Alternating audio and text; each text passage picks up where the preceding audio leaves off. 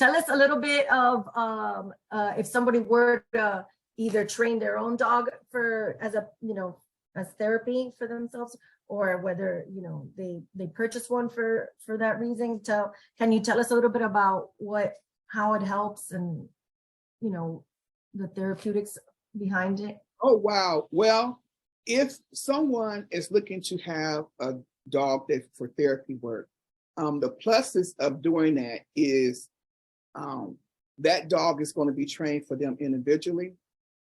That dog, fur baby, whatever you want to call it, dog, fur baby, they're going to be able to go in different places with them. They're going to be so well trained that they know when to do stuff. You got kids, if you don't train them, they hard-headed. Dogs too. So they got to be trained. So you train them and been trained on a consistent basis. They know your commands. They know when something is wrong, especially if you get a dog trained, somebody dealing with diabetes. They are trained to know that caregiver has a diabetic episode going on, and all the different things that dog would do to let you know. Because sometimes people don't know that their glucose is very, very low, or they don't went to sleep. They'll do things to wake them up and do things to get them to understand that your sugar is low or your sugar is high or whatever the case may be. So that's one good tool about it. So everything that when a customer is looking for someone to train their dog for therapy work, and it's for a specific type of physical ailment, then they look at different agencies that train for that area. And when they do that, that causes them to have, like I said before, have it trained, personalized just for them. It's like, a personalized coat or a personalized something. It fits them. It's going to fit them to the T, to their particular ailment or physical need or whatever that is. They are kind of pricey, but it depends on what agency they go with and what kind of ailment or situation they have, the other help that they can get for that. So there's always options out there to help individuals. And for those that already have a dog, is there like an age range or a particular type of dog that's I don't think there's a particular type of dog, but particular different dogs and different breeds train differently, if that makes sense, because some of them are better for therapy work than others.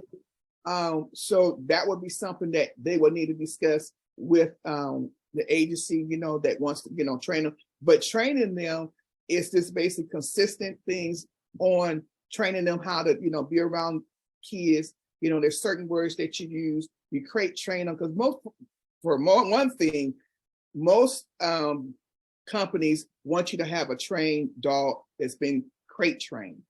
They like for them to learn how to be crate trained first, because when they take them there, then they need to know that they need to go to the crate if they, for whatever reason. So they need to be crate trained, and that's a huge thing for a lot of the companies. Yeah. The facilities is having them crate train. Crate train. Yeah, that's a tongue twister. Say that 3 times. Right. So, and then being consistent. Consistent is the biggest thing. If you're saying sit, you say sit all the time. I'm saying certain words you use, they need to be trained to be out in the noise and hear sound and still be able to hear your voice and do what you're saying. So there's a lot of different things that they can learn and they can do on a consistent basis. All right, great. So they would reach out to you, and then you would. They can reach out to me, but I also have a book that's called From Pup to Pros. Yes, tell us about that. Well, From Pup to Pros is a book that like I said, it has a lot of information in there. It's training them, to be therapy, to do therapy work. And also it's got information in the back that tells them different agencies that they can contact, different things that they can do, for our, therapy, for our training, like we just spoke to. So yeah, it's called from pup to pro. That's something that I have in the bundle for them too. So